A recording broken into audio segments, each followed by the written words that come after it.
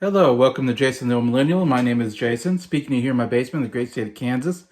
Today's video, I'm reviewing a movie called Zombeavers that came out in 2014. The reason for reviewing this movie is because of my friend Norinradd89 I. He came in third place in my predicting the Oscars contest I had this last year.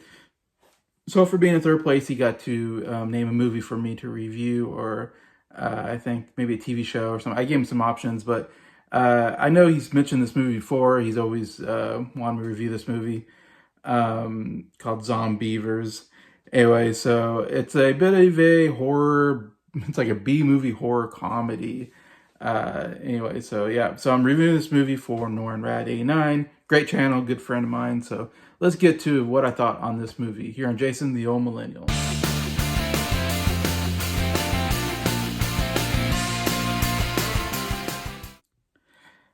Hello everybody, hope everybody's doing well here on a Friday night. Big weekend for movies. Definitely want to go see Mission Impossible and Lilo and Stitch. Hopefully get to see that at some point. Definitely want to see Mission Impossible tomorrow, hopefully, is my goal right now. But right now, I'm finally getting around to this. I've been, sorry, Norin, I've been taking a while getting around to this, but been meaning to review this movie on the channel for Norin as an award for him coming in third, and also just thank you so much for putting your name in there and predicting the Oscars. I think I only had like 6 or 7 people do it. Love to have more people compete in that. It'd be fun, I think. But appreciate your friendship, Norin. And yeah, Zombeavers. So this, I was vaguely familiar that there's a movie called Zombeavers that came out in 2014. This is, again, 11 years ago. Gosh, 11 years ago. I mean, it's before I was ever married. Gosh, before a lot of things. But anyways, that's such a long time ago, it seems like now. But it's a movie that, again, it seems like a very small budget movie. No big named actors really in this movie at all. Not a big name director or anything. I don't know if it came out in theaters. To be honest, I don't know. I'm not aware of this ever coming out in theaters around where I lived. I don't know if it came out in, just on video kind of thing. And I wouldn't be surprised if it had some kind of cult following like Norin, so like that. People that like horror movies, and this movie is kind of almost a parody, not quite a parody of like the zombie horror genre in some senses. I think that's what they're going for with the movie, kind of going for this B-level horror style parody in some senses. Anyways, the movie is directed by a guy named Jordan Rubin, which I've never heard of and might not have heard of him. Looking him up, this is his first movie he's actually ever directed. He also co-wrote it with 2 brothers as well, who the 2 brothers I saw that co-wrote it with him were mostly known for music composing for low-budget movies. Anyway, so they all 3 co-wrote this movie, and Jordan directed it. And he hasn't really directed anything since movie-wise. He's directed some TV stuff, I think, and he's been a writer for TV and stuff like that. Anyways, he's also a stand-up comedian, which I've never heard of stand-up before. So he obviously has a comedy background here, and probably came up with this idea and got 2 friends to help him write the script for this movie, and kind of just having fun, I think, with this. Our cast, again, no major actors. We got mainly 3 main girls and then 3 main guys, and they're all kind of young, and the girls are, really good looking, young looking girls. It's the typical, what you see in slasher and zombie movies, whatever, the guys and the girls, and there's some kind of drama going on between them. This person likes this person, or they're going through, they want to go out, or they're going through a breakup, you have all this kind of stuff, and they're in a cabin, basically a cabin out in the middle of nowhere. Good place to have people get killed, where no one will know that they're, being attacked, and they have a hard time finding anybody to help them.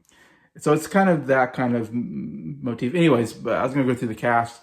The 3 main girls here are Rachel, Melvin, Courtney Palm, Lexi Atkins. Those are the 3 girls. Like I said, never heard of any of these actresses.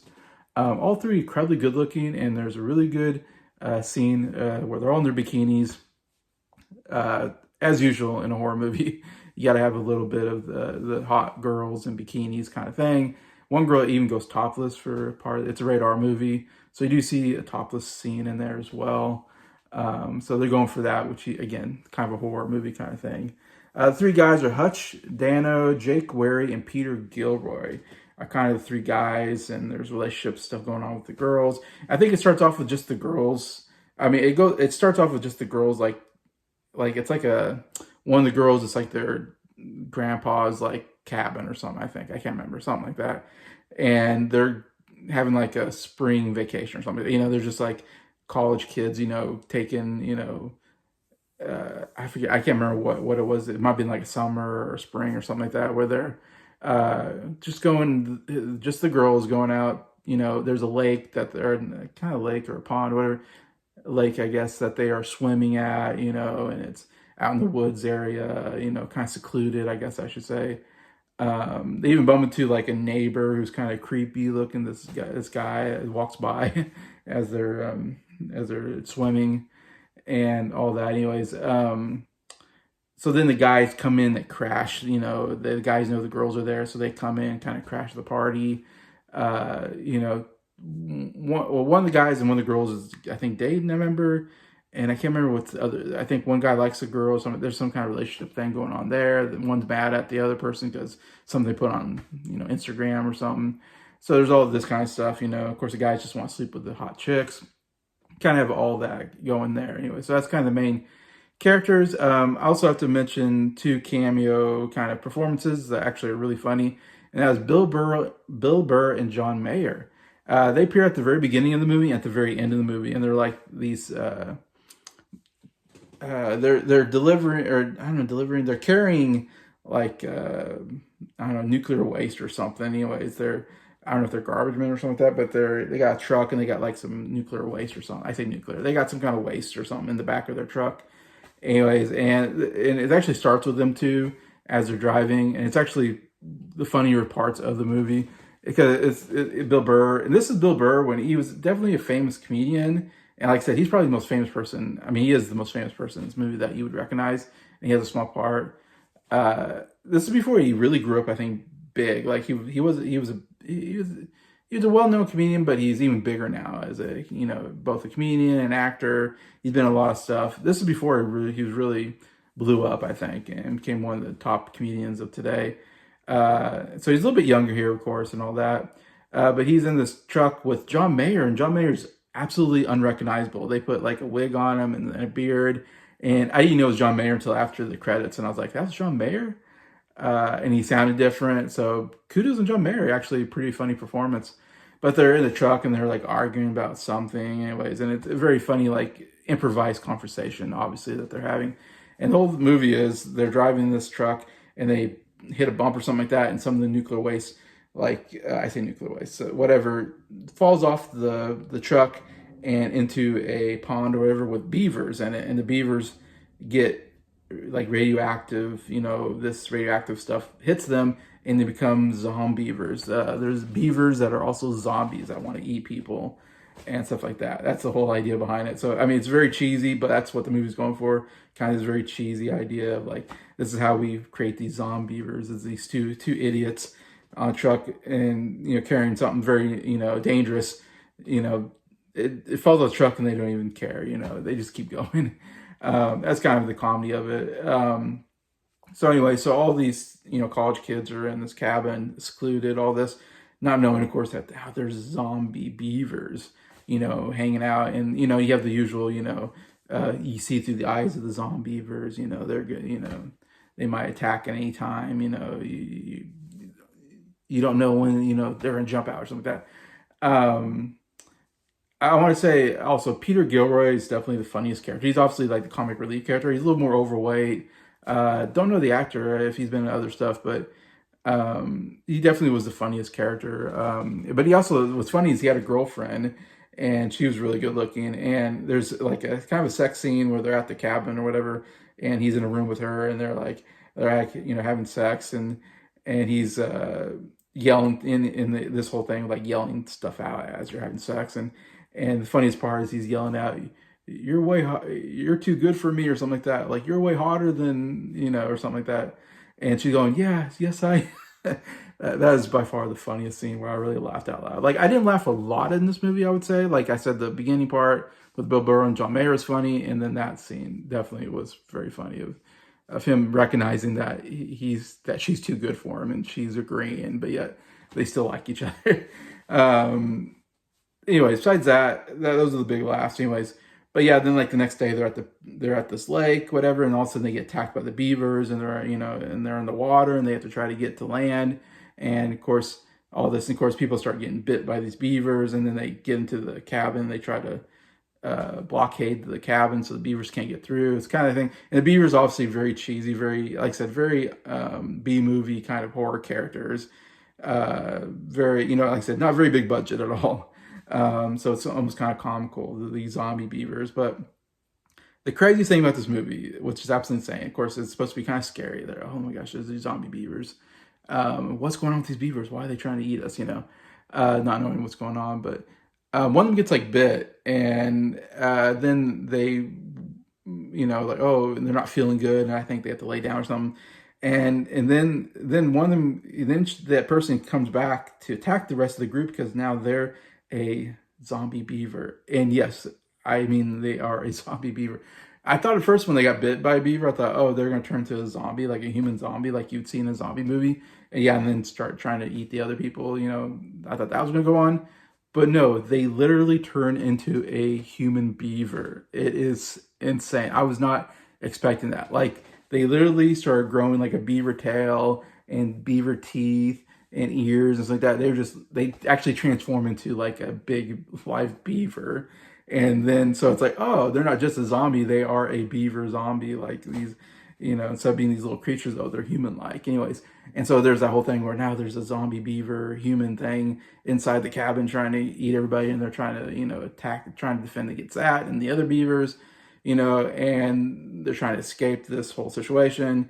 That's the whole gist of the movie, the plot of the movie, of course. And like I said, it's supposed to be kind of somewhat parodying, like it's supposed to be a cheesy kind of B movie, horror movie. I feel like I wish they would have gone more into the parody aspect. Like I felt like they had kind of interesting idea here. I don't know, somehow if they could have expanded and did more, it felt like more of a parody. Or it should have been funnier. Like I wish the movie was funnier. Maybe I could have gotten into the movie more, but like I said, there really wasn't enough laughs here for me to go, yeah, this is a good, funny comedy idea. Like I said, there are a couple of comic moments, but for the most part, I wish it was more comedy. Of course, I'm not a horror guy, so they do have horror aspects, I guess, and, gory stuff. Not super gory, but some gory stuff, and I'm not crazy about the horror aspect, though I do like zombie movies for some reason. Zombies do kind of interest me, zombie shows and movies. But anyways, and it's kind of stupid, but I think it's supposed to be stupid, but it is stupid that they turn to actual beavers, the people. It's very weird, and of course they have very bad makeup, because it's a low budget movie. Yeah, so I feel like they should have gone more into the parody aspect, more in the comedy maybe, and I could have enjoyed this movie more, but it didn't quite give enough for me to go, yeah, this is a funny like parody of zombie movies or something like that. Um, don't give away too much, but yeah, a lot of people get killed, and then of course they run into the neighbor that was creepy, and he tries to help them, and there's stuff like that. It's not. I don't feel like there's a lot going on in this movie plot wise, and I don't think it's a very long movie though. I think it's a pretty short movie because really not a lot going on plot wise, and not a lot's going on there. Anyways, I do have to mention though at the very end of the movie, when the movie's over, again, the ending actually was really terrible. I thought, I was like, this is the ending, like. Though Bill Burr and John Mayer come back at the end though and have a little bit more, comedy improvising, but it's not really a happy or satisfying ending, I would say, in total, anyways. But um, yeah, that's just for me. I like more good endings with happy endings and people, overcoming the obstacle, whatever. Um, but at the very end, they have this whole like blooper reel and like gag reel that actually is very funny. You kind of see behind the scenes of them making the movie, and you see them, of course, laughing and breaking takes, trying to do whatever. And there's a really good moment of like Bill Burr and John Mayer, lots of them improvising stuff that didn't make the movie. and kind of cracking each other up in this truck. So yeah, I know Norin said that definitely watch the credits, and I agree. The credits are maybe the best part of the movie. Just watching all the gag reels and stuff like that during the credits sequence was an enjoyment. Definitely enjoying. Definitely, I enjoyed it. I enjoy when they do that. Jackie Chan does that with his movies. He always has like a big blooper reel at the end. Not a bad idea. I don't know if they do that very often anymore. It's kind of a fun thing to do in some aspects if it's a comedy. Anyways, obviously you're not going to do a gag reel for Schindler's List or Titanic or something like that. But anyways, yeah. So this movie, like, it made me think of the movie that I would recommend more than this one personally would be Tucker and Dale versus Evil, which is a really funny movie that is a parody of horror. It is a really good parody of horror slasher, more of a slasher horror kind of movie. And so they, man, perfectly parody horror movies while also being very funny and original, and the characters are kind of original, and yet also having some really gruesome deaths. The deaths are just about as gruesome as you would have in a horror movie, where like, wow, that was pretty gory. So it just adds kind of almost a horror aspect and a comedy aspect perfectly, and the two main characters are great. So to me, I wish this movie was more like Tucker and Dale vs. Evil, I guess. I wish it had better characters. I loved more and had more comedy in it. That could have saved the movie. But overall, I'd give it like a 2 out of 5 stars. Not a movie I'd ever check out again. Sorry, Norin. I know Norin probably loves this movie. I wouldn't say it's a movie for me personally. But you might check it out with... I think watching this with friends, you might have a better viewing of this movie. Me watching by myself, it's probably not as fun. If I was watching with Norin, I'd probably have more fun watching the movie. Like me, Norin, and Mike got together. I'm sure the three of us would have a blast and laugh our heads off. But anyways, besides that, that's my views. That's my review of this 11-year-old movie, Zombeavers, from 2014. So tell me if you've seen this movie. What do you think about it? Did you like it or not like it? Love to hear anybody else's thoughts. But besides that, thank you so much for watching the video. Thank you so much for liking it. Thank you so much for Norinradd89 for giving me the suggestion. Really appreciate you doing that. And definitely check out Norinradd89, great channel. And besides that, thank you to all my subscribers for supporting the channel. I appreciate you all and hope you have a good day.